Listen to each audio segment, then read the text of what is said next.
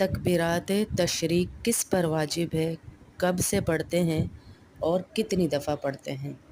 تو خوب سمجھ لیجئے، تکبیرات تشریق جو ہے ہر مسلمان بالغ اور عاقل پر واجب ہے۔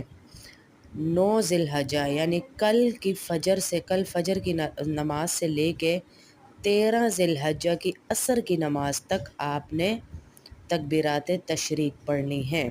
اور یہ تکبیرات کون سی ہیں؟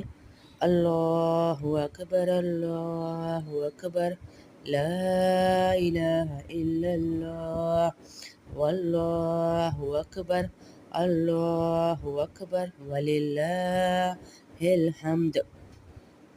یہ ہیں تکبیرات تشریق۔ 9 ذی الحجہ یعنی کل، پاکستان کے اعتبار سے کل ہے، آپ لوگ اپنے اپنے ملک کے حساب سے پڑھیں گے، جس کے ملک میں جس دن 9 ذی الحجہ ہوگی، سعودیہ کے حساب سے نہیں، اپنے ملک کے حساب سے۔